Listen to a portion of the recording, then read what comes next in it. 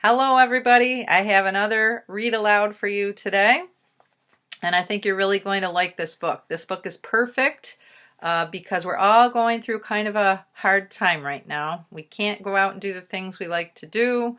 We can't go to school. We can't see our friends, and some of you, even your family, you're not allowed to see them to stay safe. So this book is kind of sort of really perfect, and then I have a great activity at the end for everybody. One thing I want to tell you, this is an older book. Let me see when this book was written. This book was written in 1972. So I was a little older than you guys are back in 1972. And one thing they talk about in this book is finding toys in a box of cereal. When I was a kid, they did. They put little toys and little prizes in boxes of Captain Crunch. And if you were lucky and you beat your brother or sister to the breakfast table when your dad or mom was opening that new box of cereal, you were the one that got the prize. So they talk about that in this book. I wanted to explain that to you because I don't think they do that anymore. So, all right. Alexander and the Terrible, Horrible, No Good, Very Bad Day. Written by Judith Viorst. Very wonderful, famous author. Okay.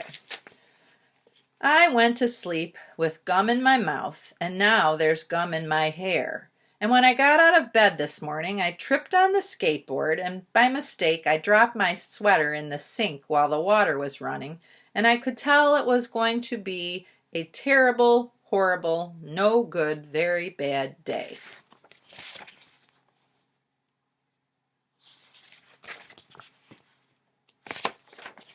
At breakfast, Anthony found a Corvette Stingray car kit in his breakfast cereal box, and Nick found a Junior Undercover Agent code ring in his cereal box, but in my breakfast cereal box, all I found was breakfast cereal. I think I'll move to Australia.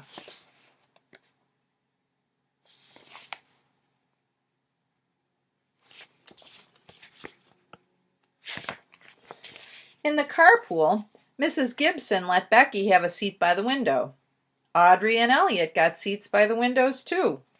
I said I was being scrunched. I said I was being smushed. I said if I don't get a seat by the window, I am going to get carsick.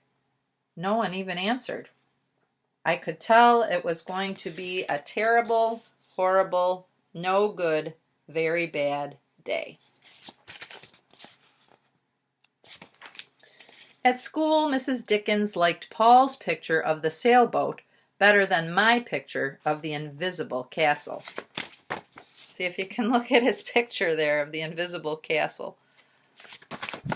At singing time, she said I sang too loud. At counting time, she said I left out 16. Who needs 16? I could tell it was going to be a terrible, horrible, no good, very bad day. I could tell because Paul said I wasn't his best friend anymore. He said that Philip Parker was his best friend and that Albert Moyo was his next best friend and that I was only his third best friend. I hope you sit on a tack, I said to Paul. I hope the next time you get a double-decker strawberry ice cream cone, the ice cream part falls off the cone part and lands in Australia.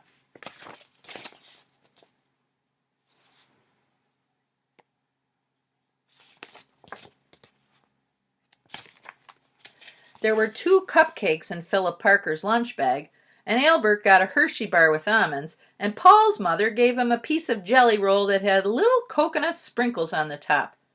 Guess whose mother forgot to put in dessert? It was a terrible, horrible, no good, very bad day.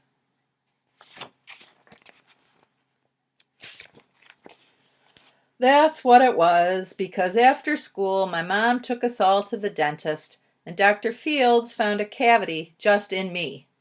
Come back next week and I'll fix it, said Dr. Fields. Next week, I said, I'm going to Australia.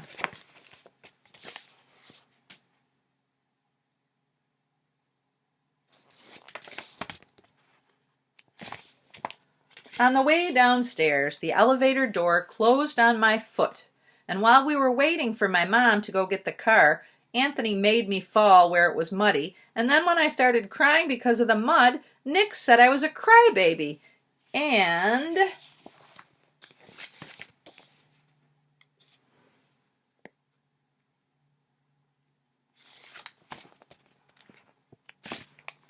while I was punching Nick for saying crybaby, my mom came back with the car and scolded me for being muddy and for fighting. I am having a terrible, horrible, no good, very bad day, I told everybody. No one even answered.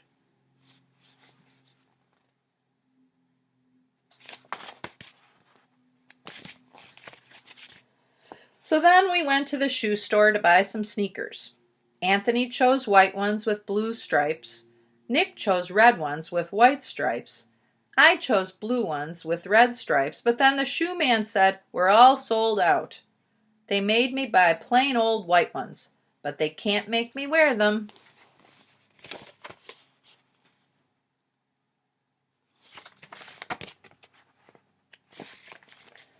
When we picked up my dad at his office, he said I couldn't play with his copy machine, but I forgot. He also said to watch out for the books on his desk, and I was careful as could be, except for my elbow. He also said don't fool around with his phone, but I think I called Australia. My dad said please don't pick him up anymore. It was a terrible, horrible, no good, very bad day. Oh, wait, I forgot to show you that side too.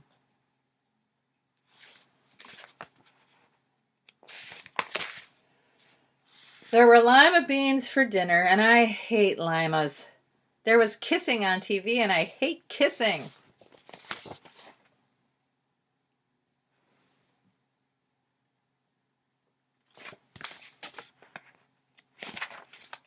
My bath was too hot.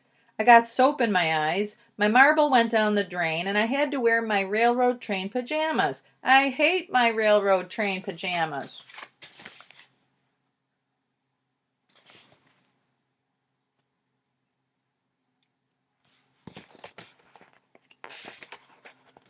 When I went to bed, Nick took back the pillow he said I could keep, and the Mickey Mouse nightlight burned out, and I bit my tongue. The cat wants to sleep with Anthony, not with me. It has been a terrible, horrible, no good, very bad day. My mom says some days are like that.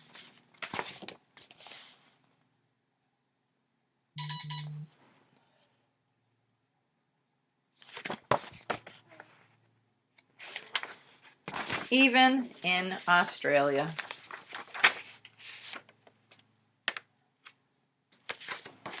The end. All right, so my friends, we know that there have been some things where we have felt like, this is terrible, I hate staying in, or I hate not going to school, or I hate not seeing my family. Just like this guy in this book, everything was kind of negative. He just couldn't really see the positive in anything. So here's my challenge for you. Here's what I'd like you to write about and illustrate. And remember, kindergarten, 1 sentence, please, at least 1. First grade, 2 to 3 sentences. Second grade, 3 to 5 sentences.